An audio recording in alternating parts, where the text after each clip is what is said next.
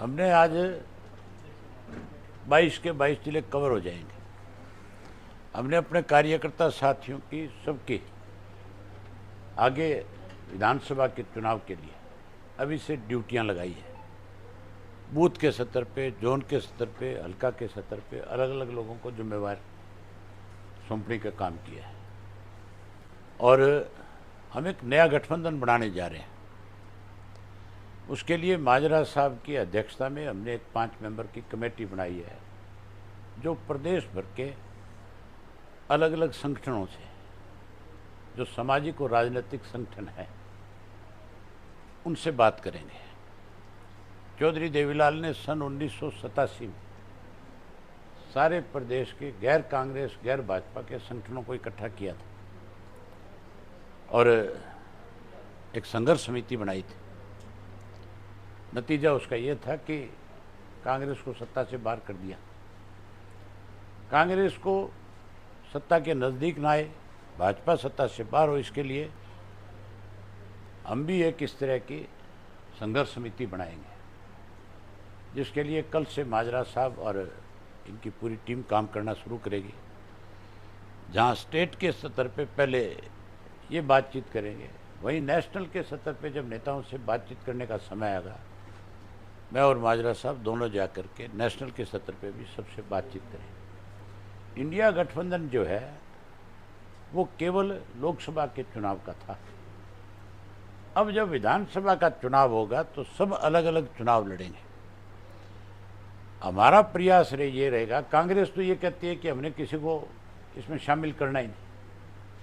हमारा प्रयास रहेगा कि जो इंडिया गठबंधन के सहयोगी हैं उन सबको, क्योंकि हमने उनको पहले फतेहाबाद में भी चौधरी देवीलाल जी की जयंती पे बुला करके पूरे देश को एक मैसेज दिया था कि तीसरा एक गठबंधन बन सकता है, दूसरा एक गठबंधन बन सकता है जो इसके खिलाफ लड़ाई लड़ सकता है। उसी दिन से एक मैसेज जाना शुरू हो गया और उसी टाइम से एक इंडिया के नाम का गठबंधन बन गया था।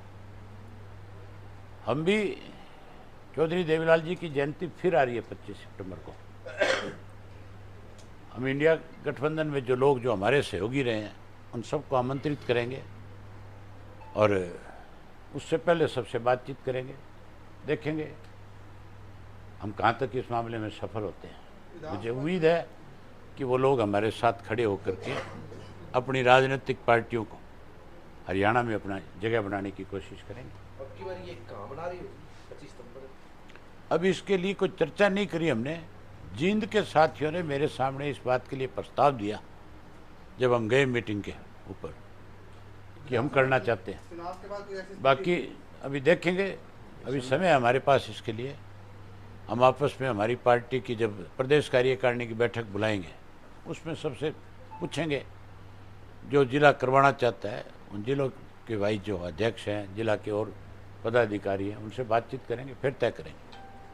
राज्यसभा को लेकर क्या समीकरण दिखाई दे रहे हैं जिससे आपने भूपेंद्र सिंह हुड्डा से पूछो कि तुम क्यों भाग रहे हो, चुनाव क्यों नहीं लड़ रहे। एक तरफ कहता है सरकार अल्पमत में है, एक तरफ कहता है कि हम अल्पमत में हैं। तो तू अल्पमत में है तो फिर जाकर के ये क्यों कहता है कि भाजपा अल्पमत में है। इसका मतलब भारतीय जनता पार्टी को घर बैठे वो सीट देना चाहता है। विधानसभा चुनाव के वक्त ऐसी स्थिति बनती है कि कांग्रेस और इनेलो को एक साथ आना पड़े, तो क्यों आना पड़े? कहीं ऐसी स्थिति बन जाए। तू बना तो सही, फिर देख क्या करता हूँ। पहले ये स्थितियाँ पैदा करो तुम, फिर ये सवाल करो मेरे। ये सवाल तब करना जब ऐसी परिस्थिति आए। नीट के एग्जाम को लेके जो हो रहे हैं, मैं आपको एक बात बहुत खुल करके, समर्थन किसी का नहीं करेंगे। हाँ, ठीक है, पार्टी के प्रधान का आदेश होता है, सबको उनके आदेश की पालना करनी होती है। हमारी पार्टी के प्रधान का फैसला है वो हमारा कि इन परिस्थितियों में हम किसी का समर्थन नहीं करेंगे। कोई हमारा करेगा तो उसको सरकार में शामिल नहीं करेंगे। सरकार में शामिल करने का मतलब भी उन लोगों को छूट देना है। अगर आगे विधानसभा आती है तो सत्ता आपकी होगी। हाँ बिल्कुल, ऐसी परिस्थितियां अगर बनी तो सत्ता पे काबिज हम ही होंगे, कोई और नहीं। आपने कहा जी कांग्रेस के अंदर भगदड़ मच सकती है, चुनाव नजदीक है, तो क्या आपके भी कोई तू सही सही बता, तेरे को क्या लगता है? हैं? है ना? तो फिर क्या पूछने वाला सवाल है यार?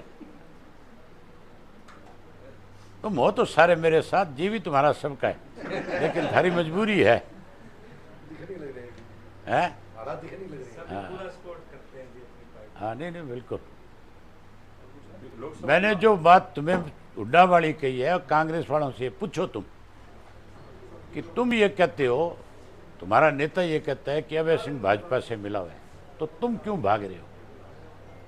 क्यों नहीं चुनाव लड़ रहे? हुड्डा का बेटा जब राज्यसभा का चुनाव के लिए नाम आया था, तब तो हुड्डा ने मेरे से जयप्रकाश के माध्यम से, जयप्रकाश के टेलीफोन से टेलीफोन किया मुझे और मेरे से वोट मांगा।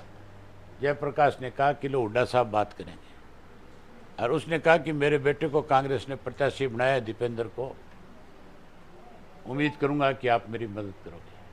हुड्डा से आप पूछ लेना। मेरा अगला जवाब ये था कि मैं भाजपा को किसी कीमत पे वोट नहीं दूंगा। पहली बात तो मुझे लगता नहीं आपके बेटे के सामने भाजपा उम्मीदवार उतारेगी, क्योंकि आपके संबंध बहुत अच्छे हैं। मैंने उसको ये बात कही थी, और कोई उतारेगी तो मेरा वोट आपके पक्ष में आएगा। तो अगर उस वक्त हुड्डा मेरे से वोट मांग सकता है, तो फिर हुड्डा को अब वोट मांगने में कोई शर्म क्यों आनी चाहिए? हुड्डा ने यह भी पूछो हुड्डा से कि जब तुम्हारा राज्यसभा का पीछे कैंडिडेट लड़ रहा था, ये क्या नाम आपका, माकन, तब उसने मेरे से वोट क्यों नहीं मांगा? तभी तो मांगना चाहिए था कि नहीं मांगना चाहिए था? क्योंकि चुनाव तो कांग्रेस लड़ रही थी, मैं तो नहीं लड़ रहा था, और मैं उसके खिलाफ था भाजपा के, उसको वोट मांगना चाहिए था। और मैंने कोई भाजपा को वोट नहीं डाला। सारा दिन बकवास करते हैं कि मैंने भाजपा को वोट दिया, भाजपा को वोट दिया।